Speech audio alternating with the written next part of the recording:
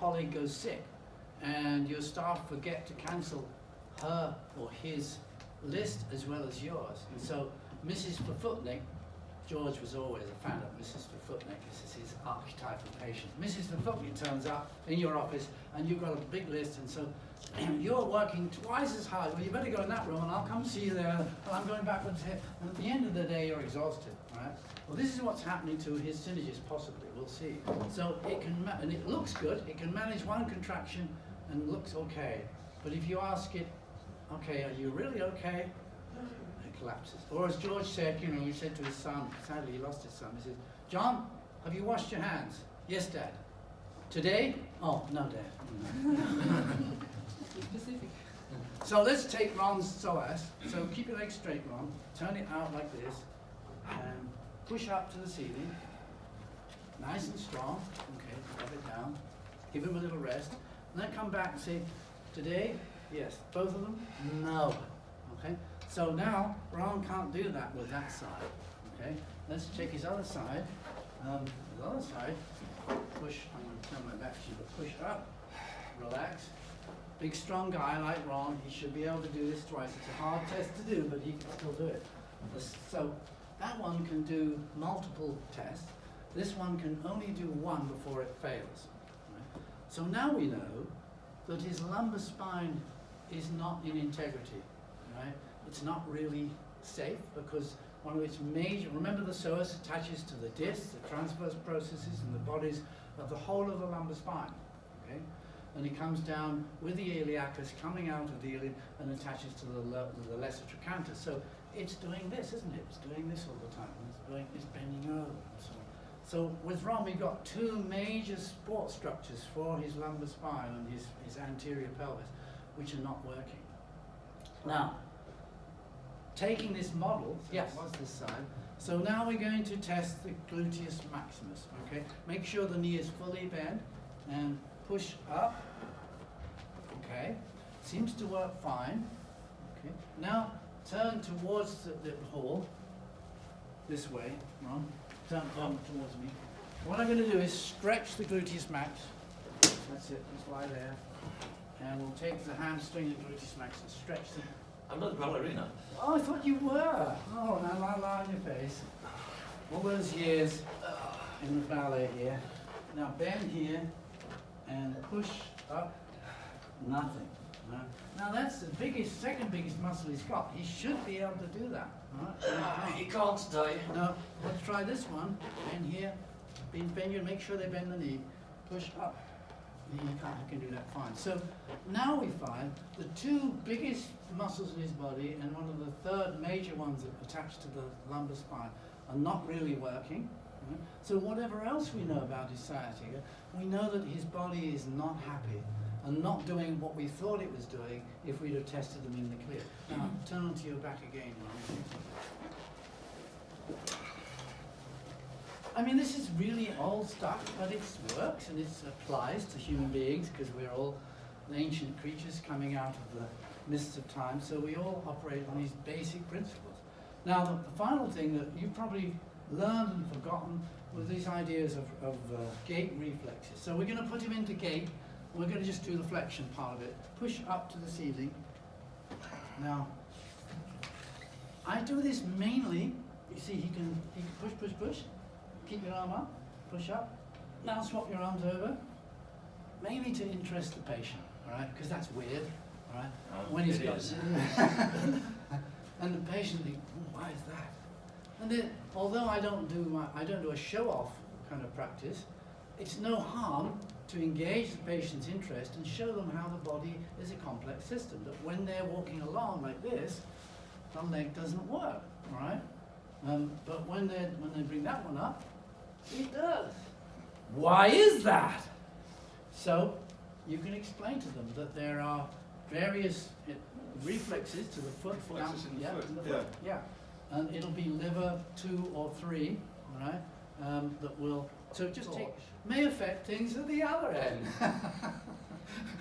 It's so radical, you have to kind of laugh because, you know, for us it's like, well, it's a no-brainer, but, you know, people don't kind of know their bodies. And it's something we have to remember, that some people don't really know You know, when you say, I think you have dysbiosis in the descending colon, that's just garbage to them. They don't know what you're talking about sometimes. You know, so you have to really point to things and show them, whatever. So let's just see, I'm going to take a strong muscle and I'm going to therapy localize on the gait reflexes and see what we find.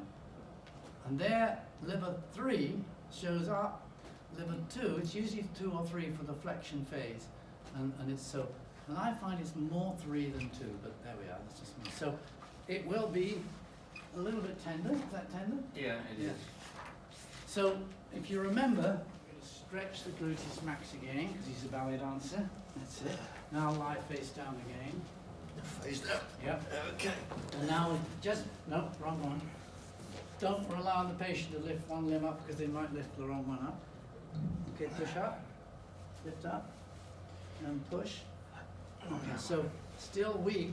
Now I haven't got my machine here, and I forgot to bring some cream, but what you really have to do is set some kind of rolfing, or I've got a little massage machine I can go over, or you can do, basically what you're trying to do here is to get the fascia and the muscle congruent again.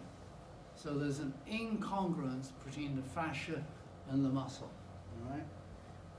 And that's what Ida Rolf was really on about all those years ago. Everybody know Ida Rolf? You come across Rolfing? Yeah. Yeah. She actually came down to Maidstone in Kent, and where I was a student years ago in the 50s, and that was talking to osteopaths early on in her discoveries. It was a very rather painful process getting on that Rolfing. I don't know if it still goes on. Okay, so what I'm trying to do, if the sleeve is all crumpled up, the sleeve of the fascia, I'm trying to get it to fit back over the muscle, so when you stretch it, it isn't sort of pulling, all right? And when it's incongruent, it's going to send a nociceptive signal into the central nervous system, and then George and Fred will look at their clipboards and say, I don't know what's going on, let's just turn it off. But we don't want that to happen. So now we're going to stretch him again. So turn again towards me.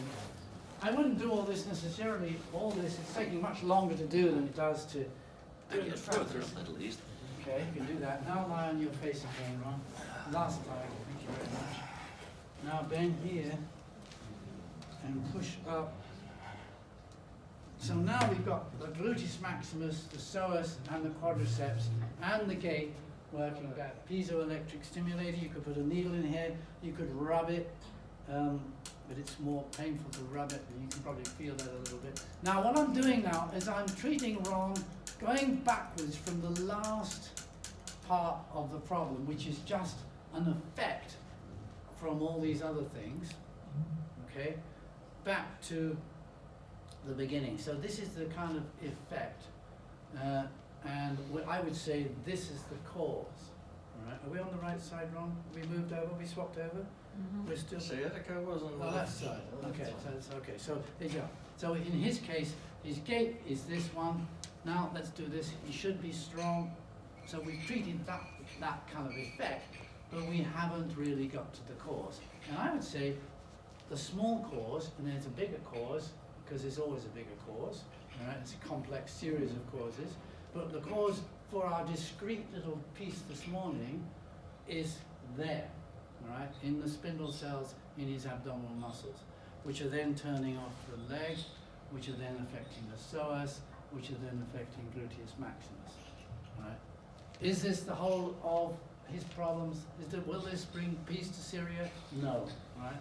Could it be part of his problems? Almost certainly, because it involves such a large part of the primary machinery of life, the neuromusculoskeletal system. It's not really working here, here, and here. So it doesn't take a biomechanist to work out that, well, if that doesn't do its job, it's going to affect the nerve root.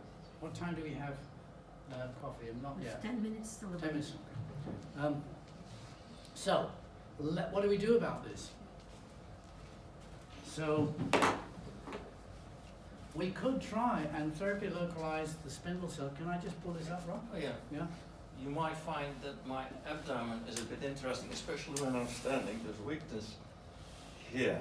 Okay, good. Well, that's great because we need that for later on. So just put your hand over here, push up. I don't find it very easy to find the spindle cells by therapy localizing. Push, push, although I have found something there. We don't, remember, therapy localization doesn't tell you what it is, it just tells you where it is, all right? So let's just, for scientific point of view, he's got a scar too. Let's kind of, Yeah, I got a kidney missing. yeah, okay. So just come onto your scar and pull it that way. Remember, a scar can therapy localize. Now push it the other way. Okay, now pull it up. Now push it down. Okay.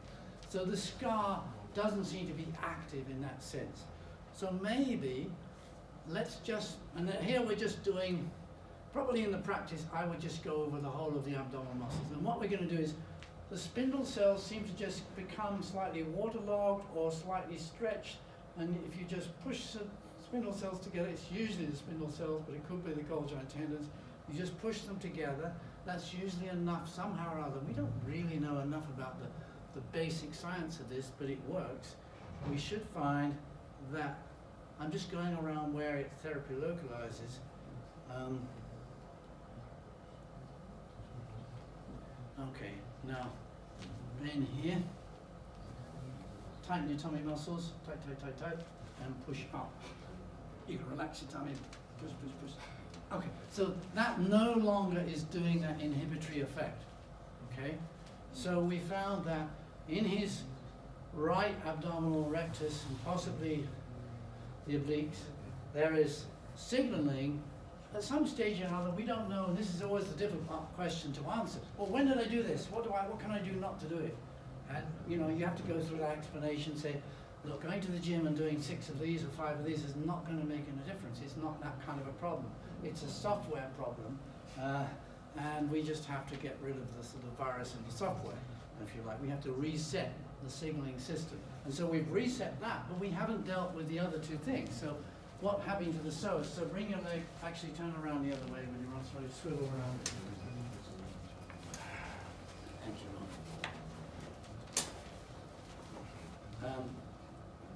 Push up with your leg. Good. Relax. Push up. Still weak in the psoas, all right? And probably in the gluteus maximus. So we're going to take the psoas. So I want you to drop your leg out a little bit, not too far, just like that. And now push your leg into my arm. You know, it's hard to get hold of the psoas, so I get them to push, and that brings the psoas up. And somehow or other, with your intention clearly on the psoas, visualizing it, you can get in and do enough to, so I'm getting to breathe in on, so what we do for the strain counter strain, we're going to just actually pull him apart a little bit as he breathes in. On flexion, on the front of the body, we do it mostly in inspiration. On the back of the body and extension, that's the classic AK. So breathe in and out.